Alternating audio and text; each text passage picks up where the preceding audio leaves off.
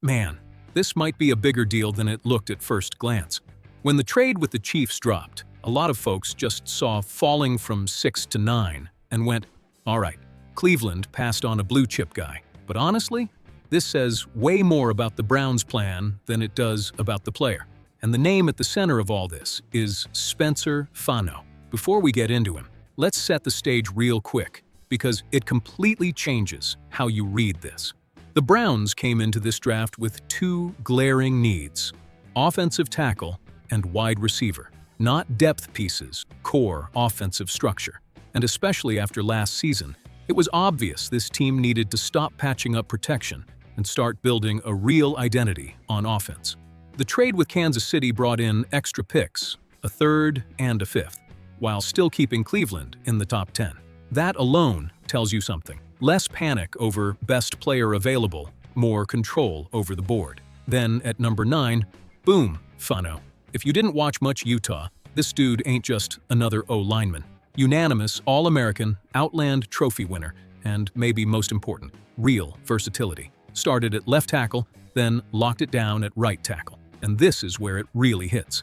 The Browns didn't just draft a player. They drafted a piece that fits exactly what they're trying to build. Look at the whole offseason and it starts to click. They brought in Elgton Jenkins, likely sliding to center, veteran, smart, leader of the line. Signed Zion Johnson. Yeah, pass pro has its issues, but he's a dog in the run game. Extended Teven Jenkins, traded for Titus Howard. And now, Fano. This ain't random dog pound. This is a full-on O-line rebuild, and not just any rebuild. It's built for smash-mouth football. That's where Todd Monken comes in. People forget, but what he did in Baltimore? One of the most efficient run games in the league. And not just because of a running QB. So when you look at Fano in that context, it's not just talent, it's fit. He's got mobility, balance, quick recovery, traits that thrive in schemes with lateral movement, pulls, zone adjustments. Exactly the kind of stuff Monken wants to run. Now let's talk real impact. What does this actually change? First, more stable protection. Cleveland's been getting cooked there for years. Second, a clearer offensive identity. This screams a team that wants to run the ball better and control the tempo. Third, flexibility. Fano can play right tackle, but he's also got the profile to kick inside if needed. In a league where O-line injuries are basically guaranteed, that's huge. Now, real talk, I like the pick, but it ain't a safe one. Here's why. Fano's coming in expected to start right away. That's a lot to ask from any rookie, especially on a line that's basically being rebuilt from scratch. It's not just about him playing well. It's about him playing well while everyone else is still figuring it out. That can lead to some early season inconsistency.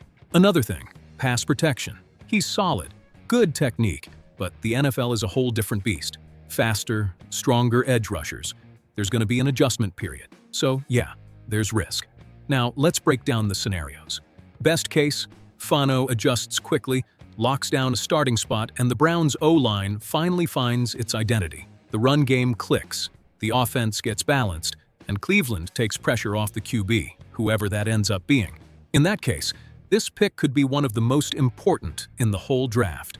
Worst case, the line takes time to gel. Fano struggles with the transition, and the offense stays inconsistent. And it's not even all on him, but the overall result falls short. Now here's the interesting part. What comes next? Because the Browns still have pick 24, and let's be real, it's probably going to be a wide receiver. Even with guys like Carnell Tate and Jordan Tyson going early, there's still talent on the board. And that completes the picture. Stronger O-line plus first-round WR. A clear attempt to support the offense structurally, not just patch holes. That, right there, is the biggest shift in mindset. The Browns are trying to stop putting out fires and actually build a system. Now, as a fan, and yeah, I'm putting a little heart into this one, that's exciting. But it also means patience.